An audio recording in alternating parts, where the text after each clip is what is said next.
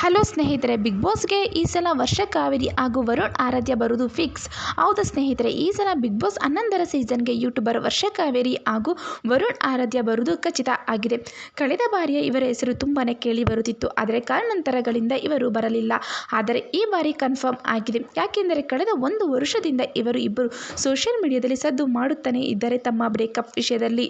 ಹೌದು ಸ್ನೇಹಿತರೆ, ಕಳೆದ ವರ್ಷ ಇಬ್ಬರು ಕೂಡ ತಮ್ಮ 5 ವರ್ಷದ ಪ್ರೀತಿಗೆ ಎಳ್ಳುನೀರು ಬಿಟ್ಟರು. ಇದರಲ್ಲಿ ಯಾರದು ತಪ್ಪು ಸರಿ ಎಂಬುದು ಕೂಡ ಯಾರಿಗೂ ಇಲ್ಲಿವರೆಗೂ ತಿಳಿದಿಲ್ಲ.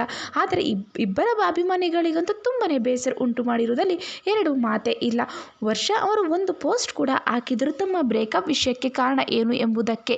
ಆದರೆ ವರುಣ್ ಆರಾಧ್ಯ ಇಲ್ಲಿವರೆಗೂ ಕ್ಲಾರಿಟಿ ಕೊಟ್ಟಿಲ್ಲ. ಆದ್ದರಿಂದ ವರುಣ್ ಆರಾಧ್ಯ ಮೇಲೆ ಜನರಿಗೆ ಆಕ್ರೋಶವಿದೆ.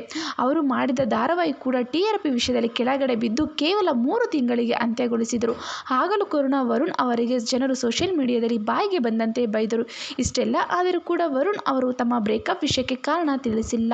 ಆದರೆ ಅವರು ಬೇರೆ ಹುಡುಗಿಗೆ ಲವ್ ಮಾಡುತ್ತಿದ್ದಾರೆ ಎಂಬುದು ಎಲ್ಲರಿಗೂ ತಿಳಿದಿದೆ. ಇದೇ ಕಾರಣಕ್ಕೆ ವರ್ಷ ಕಾವೇರಿ ಬ್ರೇಕಪ್ ಮಾಡಿಕೊಂಡರು ಎಂಬುದು ಕೂಡ ಗೊತ್ತು.